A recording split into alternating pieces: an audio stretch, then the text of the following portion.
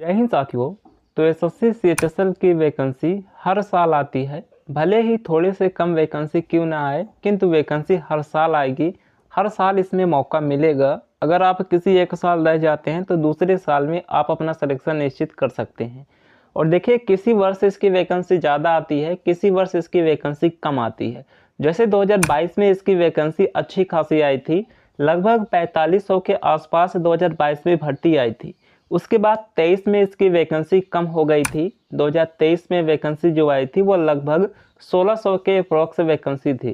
किंतु अभी इस बार 2024 में फिर से अच्छी खासी वैकेंसी आई हुई है।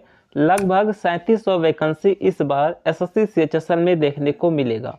तो ये वैकेंसी कम नहीं होती, क्योंकि इसमें जो कट ऑफ लगता है वो ऑल इंडिया होता है और किसी भी स्टेट के लिए ये रिजर्व नहीं होती।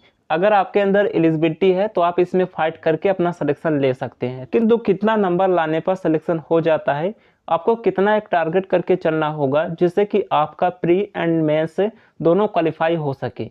क्योंकि इसका जो कट ऑफ बनता है वो मेंस के बेस पर बनता है या सेकंड एग्जाम के बेस पर इसका कट ऑफ बनता है। तो कितना नंबर लाने पर आपका सिलेक्शन हो जाएगा, मिनिमम कितना लाना होगा सेकंड एग्जाम में, और फर्स्ट एग्जाम में क्वालिफाई करने के लिए आपको कितना टारगेट करना होगा, उसके बारे में बात करते हैं। उससे पहले अगर आप इस भर्ती की तैयारी कर रहे हैं तो इसके लिए बेहतर बुक के बारे में बात करें जहां से आप अपना सिलेक्शन निश्चित कर सकते हैं। तो आपको चक्षु प्रकाशन की मिल जाती है। ये बुक स्पेशल लेटेस्ट पैटर्न पर तैयार की गई है और जितने भी प्रीवियस ईयर के क्वेश्चन है उन सभी को इस बुक में कवर किया गया है। और देखिए, इसमें ज़्यादा से ज़्यादा प्रैक्टिस सेट दिए गए हैं और प्रीवियस ईयर के बेस पर चैप्टर वाइज, जैसे कोई एक चैप्टर हो गया तो उसी से रिलेटेड जितने भी प्रीवियस ईयर प्रश्न आए हुए हैं उसी के बेस पर यहाँ पर चैप्टर वाइज कवर किया गया है। और इसमें नीचे जो है सोल्यूशन के साथ कंप्लीट एक्सप्लेनेशन भी दिया गया है। यहाँ पर उससे रिलेटेड जो और भी प्रश्न बन सकते हैं उन सभी को कवर किया गया है। तो यहाँ पर देखिए, जैसे ये कोई चैप्टर हो गया, उससे रिलेटेड जितने भी आपके एग्जाम में प्रश्न बने हैं या फिर बन सकते हैं उसी से रिलेटेड प्रैक्टिस दी गई है। क्योंकि ज़्यादा से ज़्यादा आप प्रैक्टिस करेंगे तो ही आप समझ पाएंगे कि किस तरीके से क्वेश्चंस आते हैं, और मैक्सिमम प्रीवियस ईयर ही रिपीट होते हैं। तो यहाँ पर सभी प्रीवियस ईयर भी कवर किया गया है, जहाँ से डायरेक्ट क्वेश्चंस आपके एग्जाम में देखने को मिल जाएंगे और सोल्यूशन विथ एक्सप्लेनेशन के साथ इसमें दिया गया है। तो इसके जरिए आप अपनी तैयारी को बेहतर कर सकते हैं। बहुत ही मिनिमम प्राइस पर ये previous year best solve paper आपको मिल जाएगा। बाई करने का लिंक आपको वीडियो के डिस्क्रिप्शन बॉक्स में मिल जाएगा। इसे आप ऑनलाइन अमेज़ॉन फ्लिपकार्ट से मंगा सकते हैं, लिंक आपको डिस्क्रिप्शन बॉक्स में मिल जाएगा, उस पर क्लिक करके आप इसे ऑर्डर कर सकते हैं। देखिए, सबसे पहले हम बात कर लेते हैं प्री के कट ऑफ के बारे में। तो ये 2022 की भर्ती का कट ऑफ है जिसमें लगभग 4500 वैकेंसी थी, और जो इसके सेकंड एग्जाम में मेंस एग्जाम में बुलाए जाते हैं वो लगभग आप कह सकते हैं 9 से 10 गुना बुलाए जाते हैं सेकंड एग्जाम में। तो पहले एग्जाम में अगर आप क्वालिफाई हो जाते हैं तो कंपटीशन अर्थात जो भीड़ होती है वो पहले एग्जाम से समाप्त हो जाती है।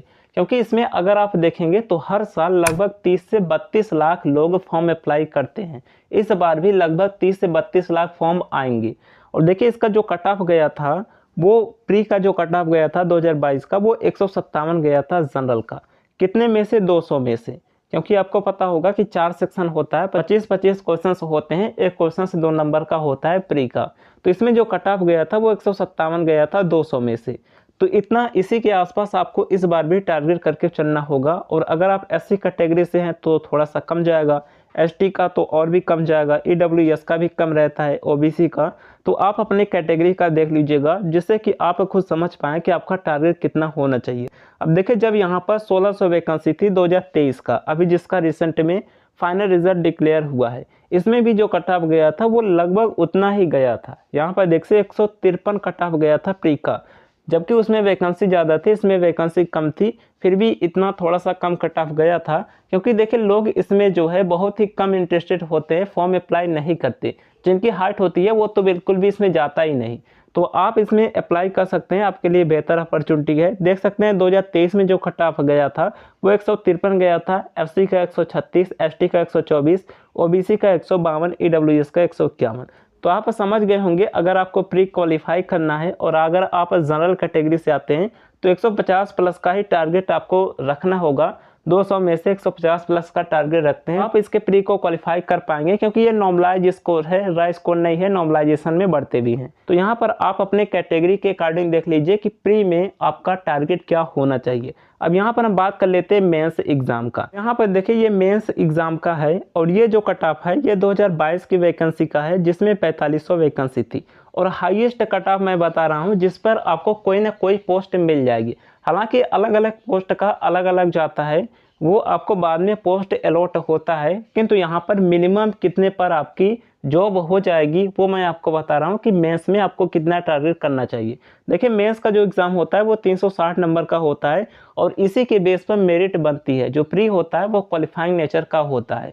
तो 360 में से अगर आप 280 तक लाते हैं तो आपका सिलेक्शन हो सकता है। तो यहाँ पर इतना कट ऑफ गया था पिछली बार हाईएस्ट जनरल का, बाकी EWS का थोड़ा सा कम, OBC का कम, तो अलग अलग यहाँ पर गया था। मैं PDF टेलीग्राम पर दे दूंगा, आप अपने अकॉर्डिंग देख लीजिएगा कि कितना हाईएस्ट कट ऑफ आपकी कैटेगरी में जाता है। तो यहाँ पर मिनिमम इतना गया था, इतने पर सिलेक्शन हुआ था। वही यहाँ पर देखिए 23 की वैकेंसी में, इसमें भी अगर आप देखेंगे तो हाईएस्ट 278 नंबर पर सिलेक्शन हुआ था। आपने यहाँ पर देखा कि मेंस में लगभग 280 प्लस का ही टारगेट करना है, अर्थात अगर आप बिल्कुल सेफ रहना चाहते हैं तो आपको 300 प्लस इसमें टारगेट करना है। कट ऑफ इसमें बहुत ही हाई जाता है, आप समझ सकते हैं 360 में से 300 प्लस लाने पर ही आपका सिलेक्शन हो पाएगा। तो यहाँ पर प्री में आपका जो टारगेट होना चाहिए वो 150 प्लस का होना चाहिए और मेंस का जो आपका टारगेट होना चाहिए वो 300 प्लस का होना चाहिए। अगर आप जनरल, OBC और EWS कैटेगरी से आते हैं तो ये इसका टारगेट स्कोर होना चाहिए। बाकी अगर आप मॉक टेस्ट लगा रहे हैं, आपके कितने नंबर बन रहे हैं तो आप हमें कमेंट बॉक्स में बताइएगा। बाकी कोई डाउट है कमेंट कर दीजिएगा। मिलते हैं नेक्स्ट वीडियो में, तब तक के लिए जय हिंद।